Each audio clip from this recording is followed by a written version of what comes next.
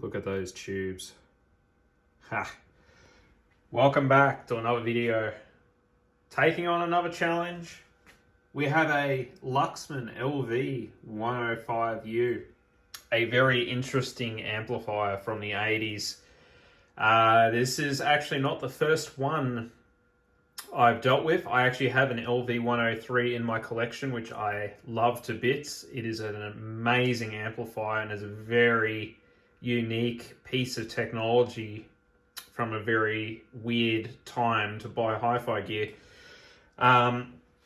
So this is a tube solid-state hybrid amplifier. It is crazy design. There's a lot going on inside these things.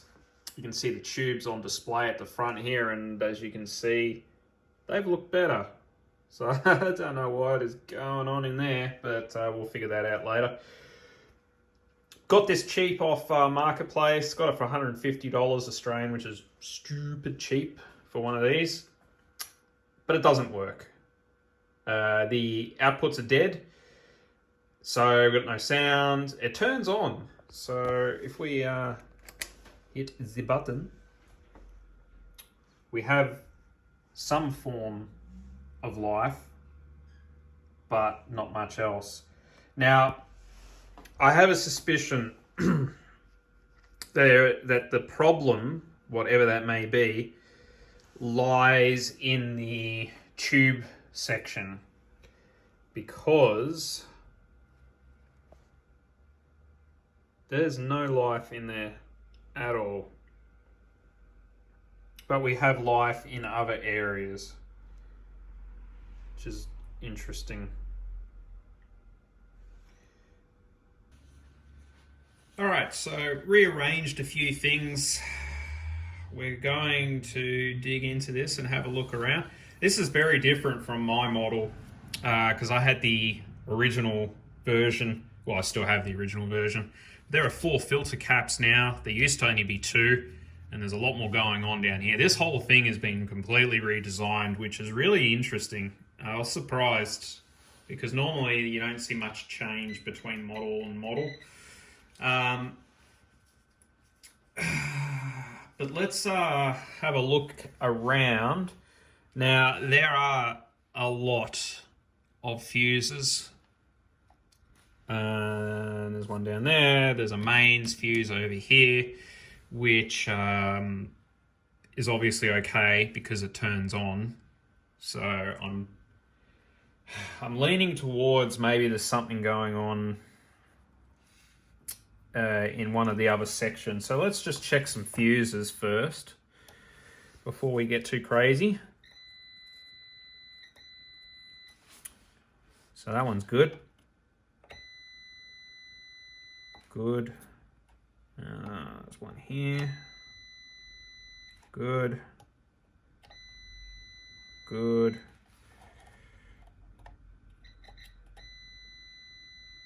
Good. Is there any on other boards? Oh, there's one here.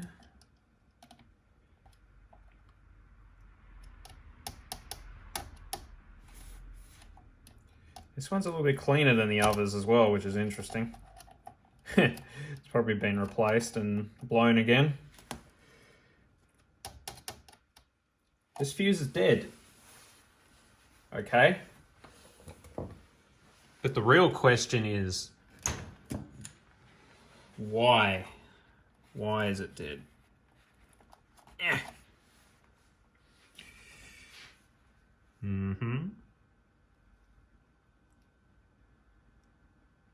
Yeah, that's definitely, I mean, I'll just sanity check.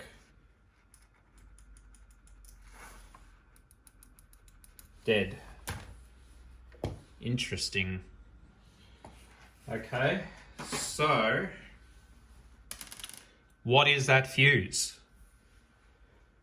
Well, it is F1306. And it is 2.5 amps, which is quite a bit.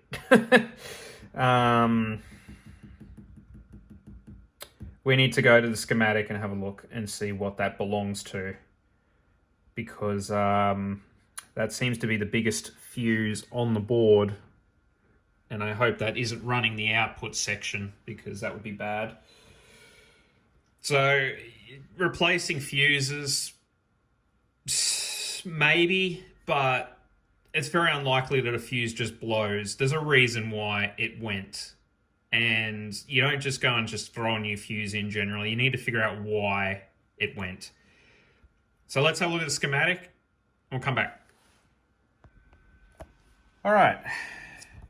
Interesting.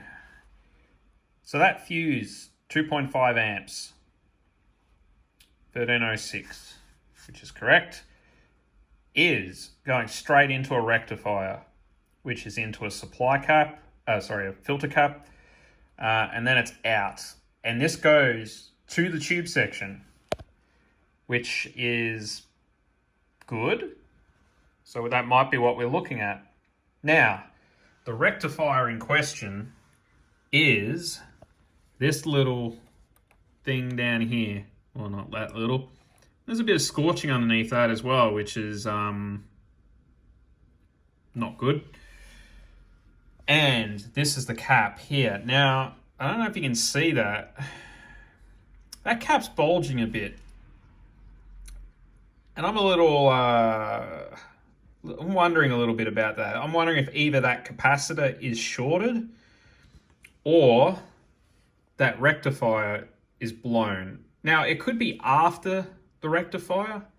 We don't know that yet, but I'm a little suspicious of those two, because that cap is... There's more of them here. I mean, they're not the same, but they're the same form factor. And that one is significantly more bulged than the rest of them. And that could be to do with ripple, or that rectifier has just completely taken a dump. Let's ripple this out. So I'm going to take out that cap, that rectifier, and we'll have a look and see where we're at. So the rectifier is definitely dead. So we've got dead shorts on 3 of the legs.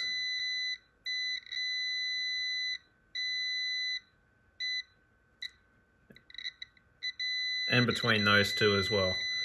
Now, these are a little confusing because there's 4 diodes in there, but I can show you another one that I've got, which is going to go in to replace this.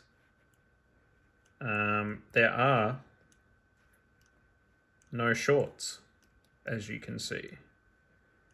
So that is dead for sure. The capacitor is, let's just see if it's taking a charge. It could be I think there's something wrong with this cap. Maybe it's leaky. Maybe it's got a high resistance. Okay, so it does have capacitance still. It's not dead shorted. So that's probably not what took the rectifier out. Doesn't mean there's not something up with this, though. I really don't like the look of it. I've never seen a Nichicon cap die, but I don't trust it. And we're going to be recapping this whole thing anyway, but I want it to work at the very least before I bother investing a couple of $100 in capacitors to rebuild it, because it's going to cost quite a bit. So we're going to get rid of that. We're going to change that. We're going to change that. We're going to put a new rectifier in. I went digging, and I do have a capacitor here to replace it for the time being. This is a really crappy brand capacitor, but, and it's not the right capacitance value either, but it's enough to test, I think, just to see what happens, and then we can order some real decent stuff if it works. I think that is a good game plan, but we're going to do one more thing before we go down this rabbit hole.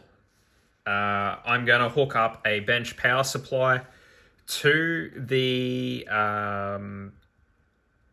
amplifier, and we're going to feed it power without using the transformer or the rectifier or anything, just to see how much current it's actually using and finding out if there's a dead short or if there's something else going on.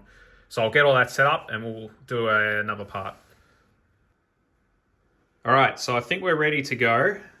What I've done is I've soldered in a couple of leads here on the outputs of where the rectifier would normally be. So my lab power supply is going to feed power separately into this amplifier, and we're just going to leave that circuit unpopulated, right? So why am I doing this if you don't really know? My lab power supply, the beast that she is, I love her. We can set the voltage, the current, and the total power limit individually. Now, if there's something wrong in this tube section or somewhere else, whatever that is running off this circuit, this should just pin at 2 amps, max power, and that means there's like a dead short or something. I've already checked with a multimeter, I'm not seeing a dead short. Doesn't mean something crazy isn't going to happen once all the relays activate inside this unit. Yeah, so 20 watt max draw. The fuse that was in there, or is in there now that's been replaced, is 2.5 amps. So it's underneath that limit and it's a decent safety net. But if this pins, maximum, then we've got problems. Now, the other thing that should also happen, so you can see all that's empty at the moment, there's a speaker protect relay just here. That should, if it's the same as my 103, it should click on after 30 seconds to a minute at the most. So let's fire this up, see what happens. I just got to use 2 hands here. Here we go.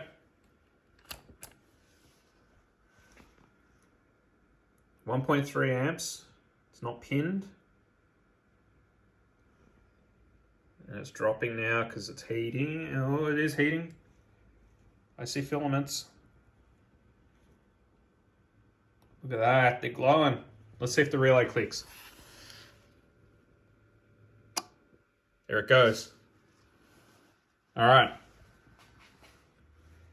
And they are idling. Very nice, very nice.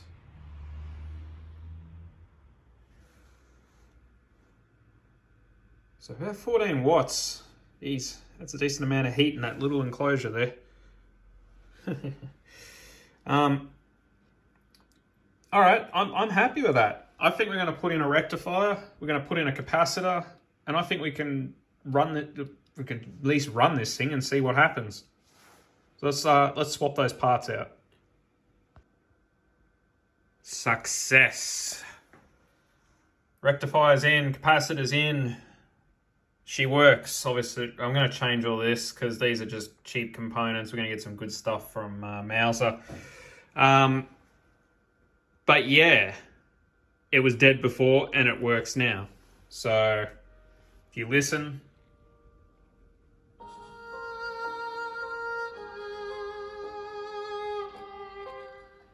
So yeah, she works. That's with the headphone output, which is basically running off the speaker terminals. So if it works on the headphones, it'll work on speakers. There are problems. This thing needs a full rebuild. I was looking around and I put a couple of heat sinks on these. I don't even know what the hell they are. They're either they are transistors, but yeah, they get really hot. So there's a couple of heat sinks on those. These capacitors here are bulging bad. There's more capacitors. I just took this board out quickly just to see what was going on. Other problems, this volume is really bad. May be able to clean it. I have a feeling I might have to replace it though, because it sounds really bad if you listen.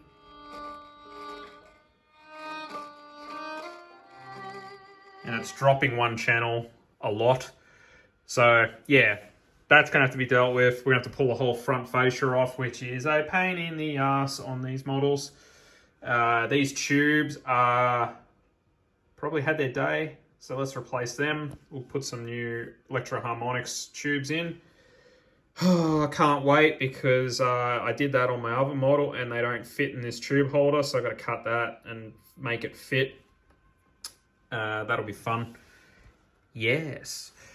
All right, stay tuned. We will do a proper restoration video on this unit. That's going to be a much bigger challenge. Yeah. Hope you enjoyed the video. Definitely pay attention to that if you've got one of these units that's not making any sound, because I have a feeling these rectifiers are problematic, because this new one, and it's going to be careful because there's mains power right next to that damn thing, it's pretty warm. It's getting pretty freaking hot. I think when we put a new one in, we'll put a heat sink on it. And yeah, it's going to be a little difficult though, because those mains power connectors sitting right next to the thing, and I'm a little sketched out about that. Might have to make something to shield it properly. Anyways, stay tuned for the next video. Till next time.